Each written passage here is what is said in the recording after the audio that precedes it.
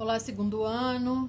Quem mandou a gente reclamar que a sala estava lotada, né? Agora a gente tem que trabalhar sozinho e sente falta de vocês, né? Coisas da vida. Meninos, retomando aí a nossa apostila, tá? Então vamos lá. Hoje eu vou falar de micro e de macroestrutura. Novamente, vamos lembrar que eu vou chamar de microestrutura a coesão, né? Ou seja, as palavras responsáveis ali por ligar uma ideia a outra, as conjunções, os pronomes, os sinônimos, tá? E de macroestrutura eu vou chamar a coerência, ou seja, a ideia do texto. Lembrando que um texto ele não pode ter ideias divergentes, né? Eu não posso ser favorável e contra ao mesmo tempo com relação a um assunto polêmico, tá? Então, as partes de um texto, elas devem estar super articuladas, ok? Aí o capítulo ele traz também a diferença entre fuga de tema, incoerência e tangenciamento. Fuga de tema, meninos. Quando a gente pega uma questão, uma redação do Enem, uma redação da VUNESP, é muito difícil haver essa fuga de tema, tá? Por quê? Porque uma palavrinha do tema que você já cita já vale como referência para você não fugir do tema. O ano passado nós tivemos muito pouca fuga de tema, então falava de democratização do acesso ao cinema. Para ter o tema completo, nós tínhamos que citar democratização ou algo que nos remetesse a essa ideia e acesso ao cinema. Então era muito difícil não escrever sobre isso no ano passado, tá? Houve vários textos que abordaram simplesmente a questão do cinema. Em momento nenhum falaram de acesso à cultura, acesso ao cinema, né? Que é justamente o que a gente chama de democratização. Esses textos caíam no que a gente chama de tangenciamento. Então, tangenciamento é quando a gente aborda apenas um ponto, tá? Do tema, apenas. Que nem o ano retrasado. Manipulação do comportamento do usuário por meio do controle de dados na internet. Então, havia 3 pontos importantes: manipulação do usuário, controle de dados e internet. Só de citar internet, o cidadão já deixava de ter uma fuga de tema e passava a ter um tangenciamento, tá? Incoerência é quando ele apresenta ideias que não se complementam, são ideias extremamente opostas umas às outras, tá? Quando eu falo para vocês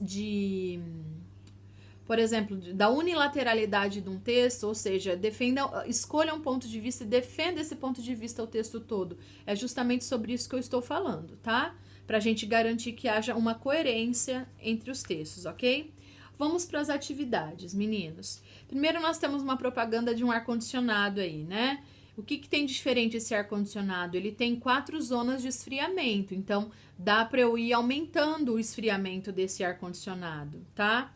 E paralelo, nós temos aí a figura de um amigo, parece que ele tá cozinhando, sei lá, fazendo churrasco, e os outros estão com o prato na mão, né? E aí ele comenta, ele fala que ele terminou o namoro com a Kátia, né? Aí o primeiro amigo, ele fala, a gente percebe a escala de emoção, pô, que chato. O outro, você vai, né? Você vai se superar. E o outro já pede telefone da Kátia.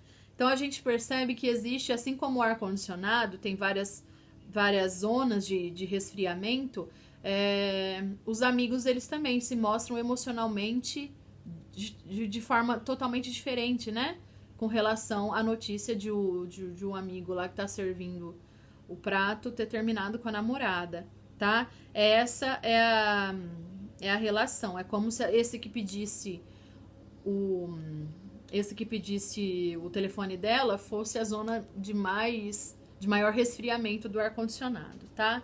Então, a questão 1, ela pede pra gente descrever o que a gente vê, né? São 4 amigos fazendo uma comida, eles estão em fila, um diz que terminou com a namorada, e os outros 3, a primeira reação que a gente tem é de alguém que se penaliza, é o que mais se penaliza com a situação.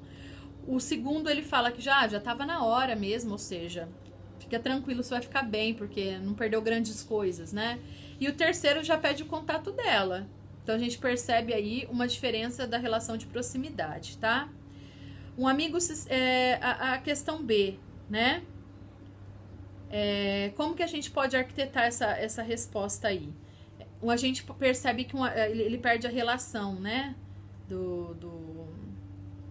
justamente a relação da imagem com o conteúdo dela, né? A gente percebe que um amigo se sensibilizou diferente do outro, né? A ponto de um mais distante pedir. Essa relação que eu falei, na verdade, eu fui respondi as duas já, né?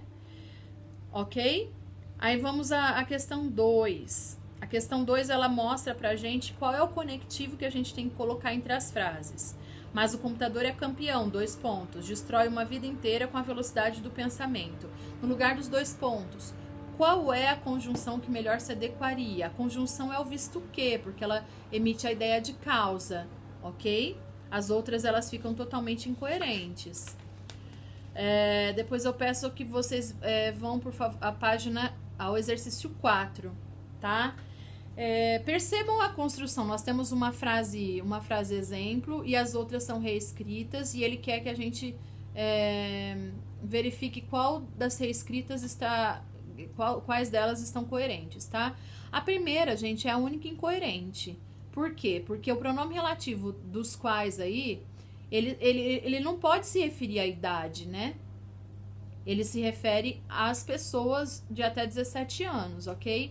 Então, é o único que tá errado. Nas outras duas construções, ele tá se referindo a pessoas, tá? Então, a alternativa é aquela que contempla o exercício, a frase 2 e 3 como corretas, ok? Vamos ao 6, agora da página 11. Ele pede pra gente reescrever as frases, tá?